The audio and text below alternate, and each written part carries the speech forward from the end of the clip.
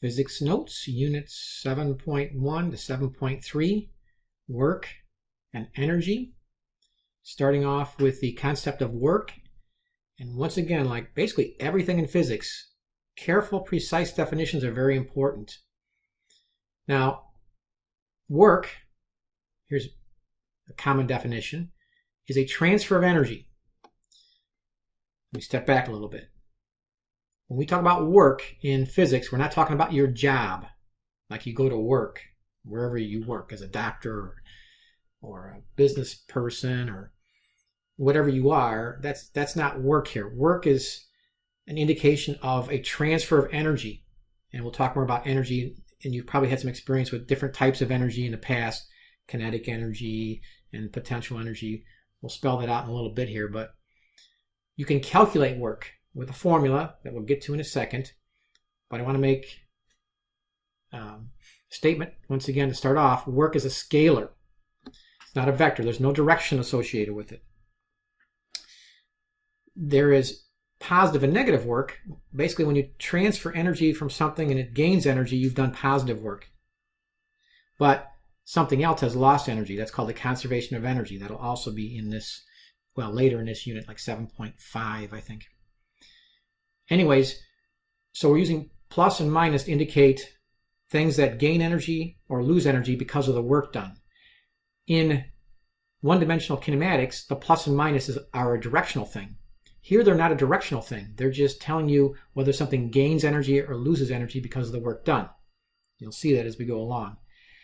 Now, also, before I go to the definition, the mathematical definition, let me write a couple things down here that are interesting. So over here, an interesting thing about multiplication is we use different symbols between math books and your calculator. All of these mean multiplication. In other words, 2 with a little x means 2 times 3 equals 6. Or 2 with a dot there, 2.3 equals 6. That means multiplication. 2 with that star or asterisk, that's how the calculator usually shows it on the printout or on the screen when you do it on a TI-84 at least. 2 times 3 equals 6. Or if you have like parentheses around things, it's implied. Or algebraically, if you have like 2z equals 15, that means 2 times z equals 15. So there's some other ways as well. Point is, there's a lot of different ways to represent multiplication. And there's a reason for most of this. Work, over here, going over to the left, is the symbol is you put a dot there. I'm going over here to the left now. Oopsie. Okay, let me see if I can get that on there. Okay. Here's my equation. There's a dot between the F and the D. That means force times distance. But it's a specific type of multiplication. You may have never heard this before. When you use a dot like that, it's called a dot product. A dot product. Basically, it means it's a scalar. A scalar, sometimes it's called a scalar product. Dot product or scalar product. Product means to multiply. And what it means, if we spell it out even more, is down here, second box. This second box here is the same as that first one. Dot product means to take, in this case, F is force, times distance, times the cosine of the angle. What angle? Well, it's the angle between, I should have said that over here, theta is the angle between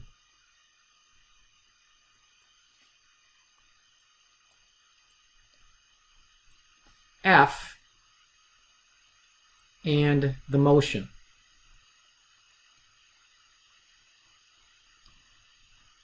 Okay, so a couple things here.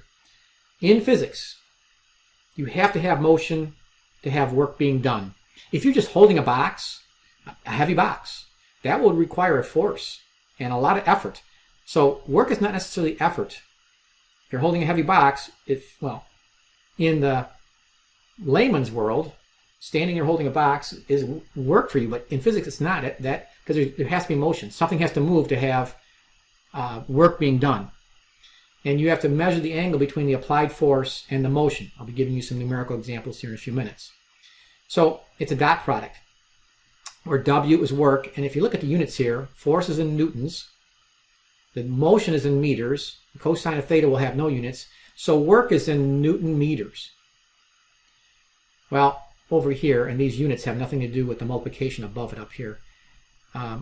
We symbolize, or we simplify this by using you may have heard of this before, we call a Newton meter a joule, named after a famous scientist. And we use capital J for the units here. A joule is a Newton meter, not newtons per meter, a Newton meter. So our standard units for work are joules. Force is in newtons like it always has been, distance is in meters, and the angle will be in degrees. We could use radians here, but here we'll just be doing degrees.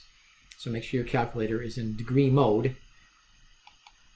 So let me summarize a little bit here, down here by the note. For work to be done, to transfer energy, a component of the force needs to be in the direction of the motion. Something has to move, there has to be a force that's moving it, and they have to be in the same direction. The force has to be in the same direction, or at least a component of the force in the same direction. I'll give you another example.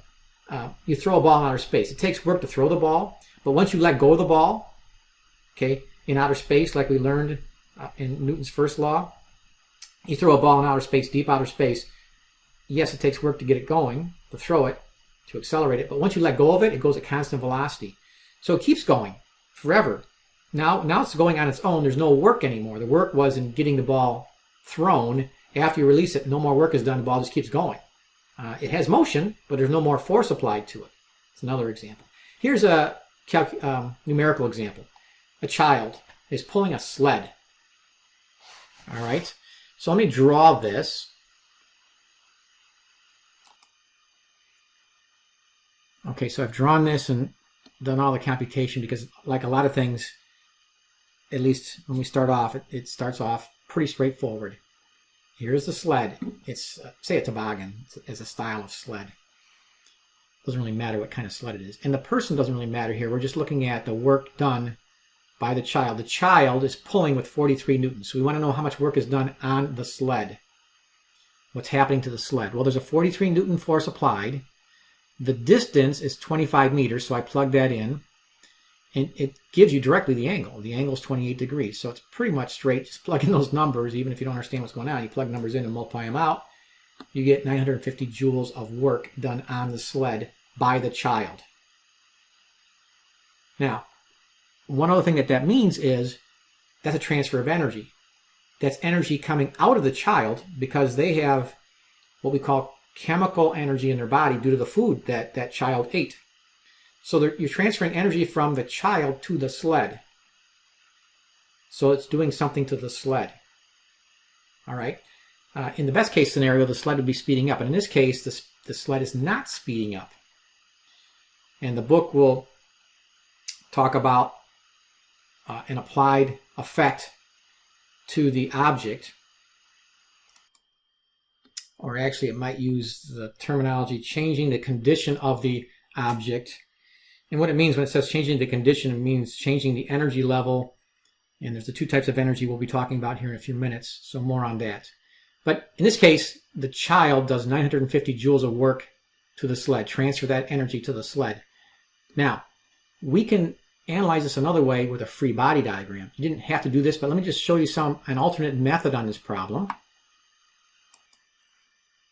So here's another way to analyze this problem, and you don't need to do this, but it maybe helps you understand this conceptually. If we take our force, 43 newtons, and break it up into components, it has an x component and a y component. So using SOHCAHTOA, using cosine, you get the x component is 38 newtons. And using the sine of the 28 degrees, you get t sub y is 20 newtons, which is not important because here's the thing. T sub x is in the direction of motion. That is what's doing the work on this sled. So, once again, you don't need to do this problem this way, but just showing you. So the work done by the actual part, the component doing the work, so I plugged in 38 here instead of the 43. So that 38 newtons is working horizontally in that same 25 meter distance, but now the cosine would be 0 because the 38 is to the right and the motion is to the right. they're both to the right. There's a 0 degree angle between the x component, 38 newtons, and the actual motion. So that's cosine of 0. If you plug it into your calculator, cosine of 0 is 1. It's not 0. Cosine of 0 is 1. So you take 38 times 25 times 1, you get 950 joules. You get the same answer. So that's interesting. Let me do one. Well, let's do part B here. Anyways, don't worry about that alternate method because the direct method is very simple. Just want to lay out an alternate, which might help us a little bit in part B. Let's see. Okay, some good review here. I drew the sled as a box. You could draw it just as a dot, like we've always said about free body force diagrams. So, good review of free body force diagrams. All right, so the sled weight has a mass of 16 kilograms. So if I multiply by 10, 9.8 rounded off, the weight of the sled is 160 newtons straight down. Then on this diagram, I didn't draw T, which is 43. I replaced the 43 with its two components. There's T sub x, 38 newtons to the right, and T sub y, which is 20. So that 20 and that 38 are the components of T. I never put a vector and its components on the same diagram. Either you put the vector, the 43, or the components. The components are more important than the vector in general. So that's the T sub y is 20. Now, it says that this sled is moving at constant velocity in part A. In order for the sled to move at constant velocity, there's a frictional drag force, F sub F, as it moves to the right. Friction opposes that. But friction must be 38 newtons. It must be the same as the 38 T sub x. Because if friction were greater than that, the sled would slow down. If friction was less than that, the sled would speed up. To get a sled to go, the child has to beat that for a little bit just to get it going. But once it's going, all you got to do is match the frictional force. It's a kinetic frictional force. Doesn't matter in this problem. So friction is 38 newtons. Now the other thing here that's a review that's not applicable to this problem per se, but what's weird is the normal force. If something's sitting on a table or being slid across a table, typically your normal force equals your weight. But here, this is a subtlety, the rope is pulling up with an x component or a y component of 20 newtons. So there's already a 20 newton force upward. It's looking like a normal force, but it's not coming from the table or from the ground. It's coming from the rope pulling up at 20 newtons. But the sled is not going up or down. There's equilibrium in that direction, no acceleration. So therefore, these two up forces have to be equal to 160. And that's why I have over here that F sub n is 140. Because 140 plus 20 is 160. That's a little bit of extra review. You don't need to know that. But what's important in this problem is kind of reviewing components, free body diagrams for, well, the exam eventually. And then now applying this to the idea of work and how much work does friction do on the sled. Let me write that down and explain. All right, so I wrote down the math here, and there's some explaining you do. So in this part, I want to find the work done by friction. This is this first expression right here, or equation, is the force of friction dot D. I could have done that in part A too, where everything was implied. Over here, it was the work done by the child, or the rope that's attached to the sled, which was being pulled by the child. So those all could have said work done by child. It's positive 950 joules. So now I'm going to use W sub F for work done by friction. Well, it's going to be the force of friction times D times the cosine of theta. Here's where it gets interesting. Excuse me. The work done by friction, well, the force of friction is 38 newtons. And the sled is moving 25 meters. But here's the trick. It's not a trick. It's just that it's the concept you have to think about. The frictional force is to the left. The sled is moving to the right. So those two directions are diametrically opposed. They're off by 180 degrees. In other words, straight to the left versus straight to the right, that's 180 degrees different. As opposed to with a child, okay, in part A, you either used the 28 or you took the component. The component was in the same direction as motion, so the angle was 0. Two things in the same direction have a 0 degree angle, but two things in the opposite direction have a 180 degree angle between them. And if you type in a cosine of 180 degrees into your calculator, it comes out as -1. This is very consistent. So this negative down here for your answer doesn't mean direction. It means the work done by friction is negative. In other words, it's taking energy from the sled and transferring it to something else. Namely, it's generating heat with the rubbing on the snow or whatever you're pulling it across. So it's heating up the snow. It's turning that energy that is trying to be put in. In other words, this child is trying to put 950 joules of energy into the sled. So the child is taking 950 joules of energy out of their body, out of the chemicals in their body, trying to give the energy to the sled to speed it up or do some work on the sled. They're doing work on the sled. But then friction is taking that energy right back out of the sled and putting it into heat. So the net gain in energy of the sled is zero. It's not gaining in energy. It's not speeding up. It's not gaining potential energy, as we'll define in a few minutes here. So that's interesting. These negatives are important here. Friction always does negative work. It's called a non-conservative force. The book will talk about that. So friction, basically, they give it kind of a fancy definition of non-conservative forces. Basically, a non-conservative force is a force that takes energy out and turns it into heat. More on that to come. Let's try another example. So as usual, I like to draw a little diagram. I highly encourage that when you are doing the homework or the test. Here's a box sitting on a floor and the free body diagram. It's 54 kilograms of mass multiplied by 10. You get 540 newtons. Now, literally, the normal force of the floor as it sits there is also 540 newtons, net force of 0. But I'm going to lift this box. So I'm going to reach in there and grab this box and lift this box. So it's interesting. If I want to lift this box, all right, which is fairly heavy, that's around 100 pounds. Anyway, what kind of force do I need to apply to lift this box to get it off the floor? Because once I lift it off the floor, there's no more normal force. It's my force lifting the box. Well, once again, conceptually here, it will take me a little bit more than 540 to get the box to start up. But just to lift it straight up, all I need is 540.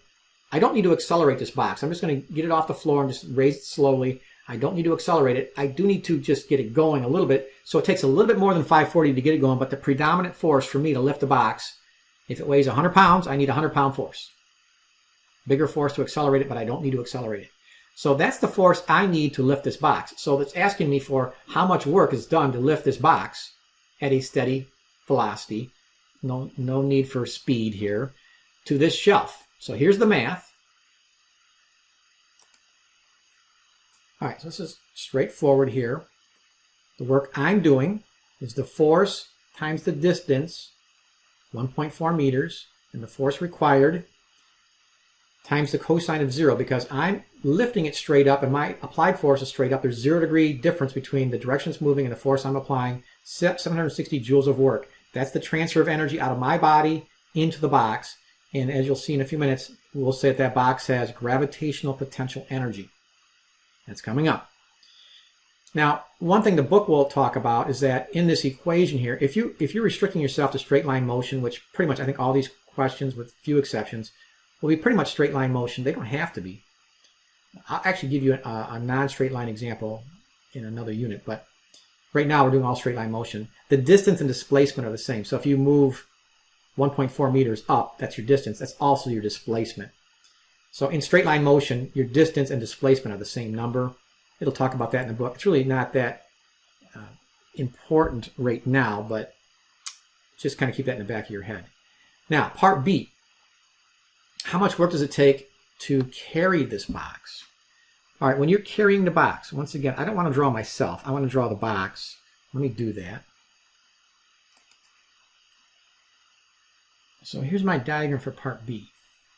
And it's time for a gut check, because this is not intuitive, counterintuitive. The box weighs 540 newtons, and I did the computation. It's around 120 pounds, actually. That's a pretty heavy box. Anyways, you want to carry it you want to carry it 6 meters sideways. So here's the thing. If you're carrying it sideways, what kind of forces do you exert on a box if you want to carry it sideways? Well, certainly you have to support it, because now it's not sitting on the floor and it's not going up or down. You're keeping it level. you have to exert the 540 newtons up, 120-pound force up, at the very least. But here's where it doesn't maybe feel right. In order to carry the box sideways, do you need to exert a sideways force? And the answer is no. A little bit of force to get it going, but if you're not going fast, there's no real appreciable air resistance. It takes no sideways force to carry it sideways. That might not feel right. It takes a sideways force to accelerate it sideways, but no sideways force to carry something sideways. Your force is up. You're working against gravity. Gravity's trying to pull it down. You're trying to hold it up. That's going to be a difficulty. But to go sideways, not really that much of a problem. Very little bit of a problem. It's just holding the box up. So you have no sideways force. Okay, you got to think about that, because that just sounds weird, but it's true. So the work that you're doing here in part B is your applied force dot D. So it's work equals FD cosine theta. So here's where the concepts of physics come in. So your work, okay, so one way you can do this is say, okay, there is no sideways applied force, no work. Or you can say, okay, your applied force is 540. All right. The thing is moving sideways 1.4 meters. And the cosine, now, it's moving sideways. Your force is up. The angle between your force and the motion is 90 degrees. So there's two approaches. You can say, okay, there's no force sideways, so there's no work. Or you can do it like this. 540, force up, motion sideways, that's perpendicular. And I was careful. This 6 meters per second is not a force. I put it up to the right here. It's not a force that goes on the free body force diagram. This is a complete free body force diagram in this problem, ignoring any small air friction, which would be negligible anyway. So there is no sideways force. All right, it's a 540, as I've said several times here, force up. Motion is sideways, angle is 90. If you type in cosine of 90 to your calculator, cosine of 90 is 0. And then 0 times all of this is 0. So the work done here by you is 0. I'll write out the word, 0. 0 joules. Now, if you were, as part of your job, carrying boxes all over the place, you would say you're doing work. But from a physics standpoint, no work. Work is 0. 0 joules of work to carry things. To lift things, that's work. We'll now expand upon this when we talk about energy. All right, so yeah, that's something you got to think about. That idea of carrying things is not work. All right, but anyway, energy now. Energy is the ability to do work. Energy is the ability to basically transfer energy from one object to another object, because once again, work is transfer of energy. The units for energy are joules, same units as work. And once again, energy is a scalar. There's no direction associated with it, but there is plus and minus energy in a sense, and it's usually when we talk about the change in energy level. If something increases its energy level, we say it's a positive change. If it loses energy, it's negative. These are not directional things. There are different forms of energy. This is not an exhaustive list, but some of the main forms of energy. There's nuclear energy, electromagnetic energy, like light. Solar energy is part of that. We are going to focus on two types of mechanical, measurable, calculatable energy that, for the most part, makes a lot of common sense. We have kinetic. We've made mention of this sort of before. Well, kinetic friction. Kinetic refers to motion. Kinetic energy is energy associated with motion, something moving. I should say motion there. Anything moving has kinetic energy. Energy associated with motion. Potential energy, there's all kinds of potential energy. It's energy stored or associated with position. And there's like elastic energy. If you take a rubber band, it's not stretched, it has no potential energy. If you stretch a rubber band, it has energy. Springs, if you stretch a spring, it has potential energy. In the book, it does the calculations for that. We will not be calculating potential energy in a spring. That's for a later course. Chemical potential energy, batteries, gasoline. There's chemical energy in there that's converted into heat, kinetic energy, and so forth. Food. Food is a good example of something that has chemical potential energy. We eat food because we need to have the energy in the food then to transfer to other forms of energy to keep ourselves warm, to lift things, to change that energy into gravitational potential energy and kinetic energy. Well, let me talk about gravitational potential energy. Gravitational potential energy is energy due to position of something that's lifted. I'll give you the equation here in a minute, but I use GPE to represent gravitational potential energy. This book uses, and a lot of books, well, I don't know if it's 50-50, use PE sub G, means gravitational potential energy. They put a subscript on there, means the same thing. And then there's other books, and as you go online and go to other places, you know, that's one of the issues with physics. We try to be consistent, but every book is slightly different. They have their preferences. This is used in a fair amount of books for any kind of potential energy. U sub G for gravitational potential energy. U sub E for elastic potential energy or electrical potential energy. U sub K for spring potential energy, believe it or not. Anyways, there's all kinds of different subscripts. But I like to, this kind of helps, I think. It's GPE, gravitational potential energy. So let me define these mathematically. Kinetic energy, and you may have done this before. Kinetic energy, once again, these are scalars.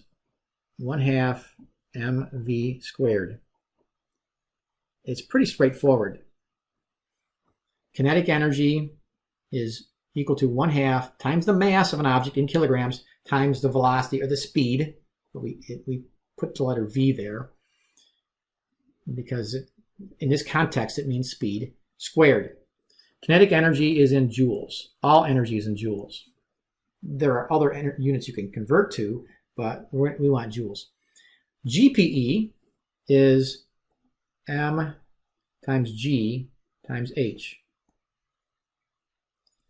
All right, and gravitational potential energy is also in joules.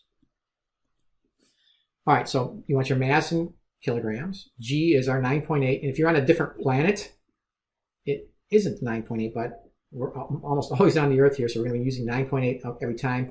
And h is your height, and that is relative, okay? So usually we have height of 0 at the floor, but sometimes we want our tabletop to be 0. So you have to define where your 0 point is. I'll give you some examples as we go along here. But usually the floor or the ground is your 0 spot, or the table, if you're doing a lab, the table is your 0. So you pick your 0, and then you measure your height from that reference point. What's more important is your change in energy, not your actual energy per se. Let me give you the examples here. Two pretty good examples to start off. It says, what is the kinetic energy of a 91 mile per hour fastball? Well, that's just a straight plug-in. So these two problems are pretty simple. KE 1/2 mv squared. I'm just going to plug in there. Just watch your units. All right, so we got 1/2. The mass is 960 grams, but that's 0.960. It's really just 2 sig figs. So I really don't need that 0 there. If you put it there, it's not wrong. That's the mass times the velocity. Oh, we don't want miles per hour. So I looked it up. 1 mph, mile per hour, is 0.45 meters per second. I probably don't even need to show you this. You can hopefully do this by yourselves now. So that's the conversion. So I take 91 mph times 1 mph. It says 1 mph is 0.45 meters per second. So the mph, miles per hour, cancels, and you do the math there, I think you get 41 meters per second. So you do need to do the conversions. You don't need to show that, but that's an important thing there. So 41 meters per second. This is a major league fastball for those of you who are into baseball. And don't forget to square it. That's a common mistake, forgetting to square it. The second common mistake maybe is to not do the unit conversions or to forget about the 1/2. If you do all the math here, you get a kinetic energy of this baseball of 810 joules to 2 sig figs. All right, so a couple things about that. So that's the kinetic energy of the ball after it's being thrown. So to consolidate a few things, we can say, or to review a few things, that's the amount of work that this person did on that ball. They gave the ball 810 joules of energy. Because the change down here, the change in energy, if you go from 0 miles per hour, you have, or 0 meters per second or miles per hour, it has 0 kinetic energy. So the delta, that delta means the change in energy was positive 810 joules. And the person who threw the ball did that much work, and they lost 810 joules of energy out of their body, out of the chemicals in their body. So they have a negative 810. Now, what if somebody catches, like the catcher, the batter swings, misses the ball, the catcher catches the ball, so the ball goes from 91 miles per hour to 0 miles per hour. All right, so the change in kinetic energy of the ball is negative 810 joules. So the change in energy is going to be an important concept. It can be plus or minus. If it gains energy, it has a positive change. If it loses energy, it's negative. It's pretty much common sense. How about the box that we lifted? Go to problem number 4 here. You lifted the box from the floor, and the floor is a height of 0. So that's our common reference. So GPE is mgh. So the GPE of a box sitting on a shelf is the mass of the box, 54, times G, 9.8, times the height relative to our 0 spot, 1.4 meters. So the GPE here is 740 joules. Now, if you go back to problem number 2 and you figure out the work done from problem number 2, the work that the person did was 760 joules. All right, I'm squeezing that in over there.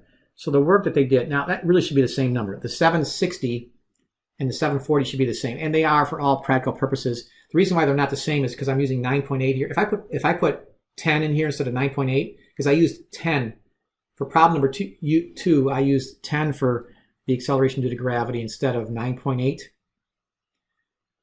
and that's why it's a little higher. So put a 10 in there, you get 760. In other words, the person that lifted the box did work. They did 760 joules of work on the box, gave the box 760 joules of GPE, but the person lost that much energy. Once again, if you talk about the box, though, down here, the change in GPE of the box going from the floor to the shelf is plus 700, that's supposed to be a 7, 740 or 760, 740 joules. Okay, there's not much statistical difference between 740 and 760, 750 even. You can, any of those numbers, you would get full credit. If the box falls or is lowered to the floor, it would have a loss of 740 joules of energy. So just speaking of the box, if it goes higher, it gains. It has a delta, a change, a positive change of energy. If it falls relative to the ground, it is a loss of energy. So that idea of changing your energy is very important going forward. Okay, so if you do work, you're transferring energy. The two main kinds of energy we're going to be dealing with here are kinetic energy, 1/2 mv squared, and gravitational potential energy, mgh. And we want to pay attention to something that gains or loses energy by some body or something doing work either positively or negatively on that object to either transfer the energy in or to take the energy out.